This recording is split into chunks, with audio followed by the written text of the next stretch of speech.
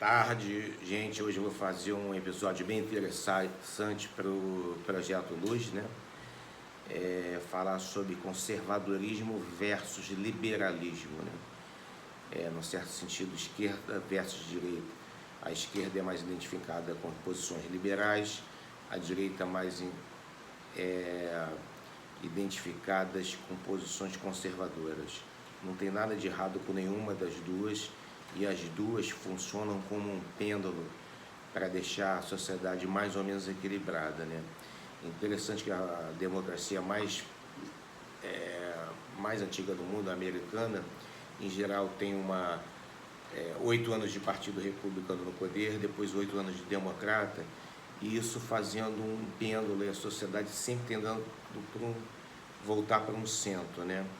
E as duas posições são importantes, porque a conservadora conserva certos valores religiosos, família, da sociedade, e posições liberais fazem a sociedade também avançar em costumes, novas formas de se organizar famílias.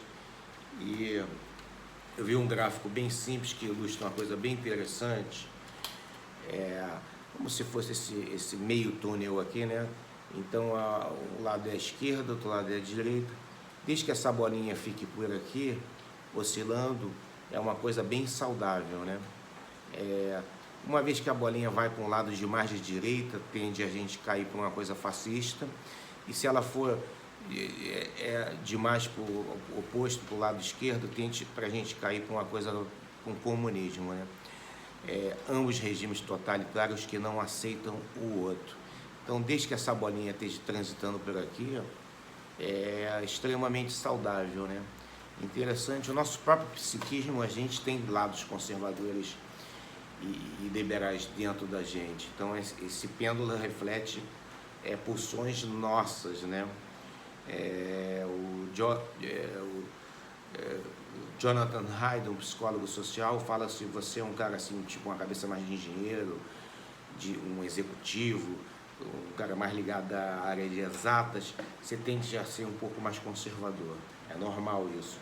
E se você é um cara mais ligado à área de humanas, artista, você tende a ser mais liberal. E esse balanço, desde que você ache um centro em comum, é muito importante para a sociedade, né?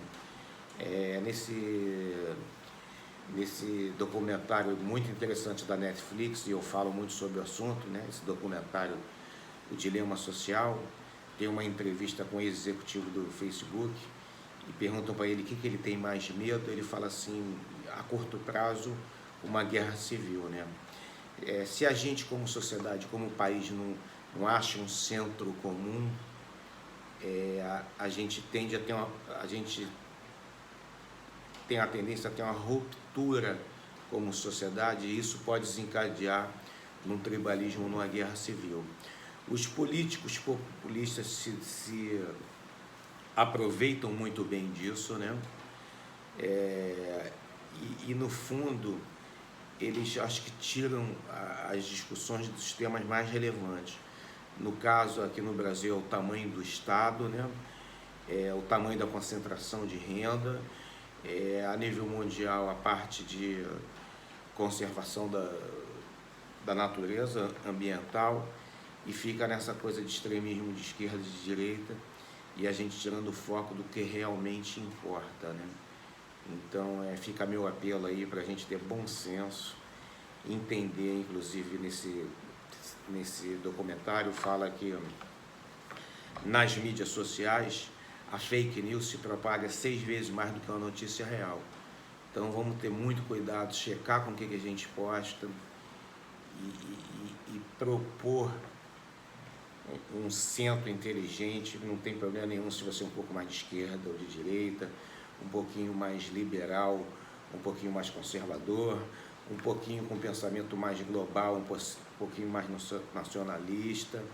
O próprio Yuval Harari fala que países com consciência nacionalista, em geral, são países muito avançados.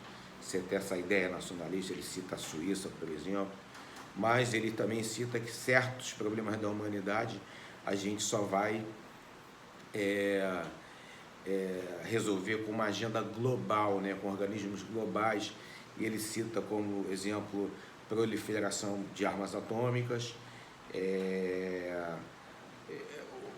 agenda de mudanças climáticas, regulamentação para a inteligência artificial. Isso são todas coisas que tem que ter entidades globais para poder resolver problema. Não adianta só resolver num país. Tá, gente? Então fica aí meu apelo pelo bom senso. Um beijo e vamos que vamos. O centro, um pouquinho mais de esquerda ou de direita, tudo bem. Beijo.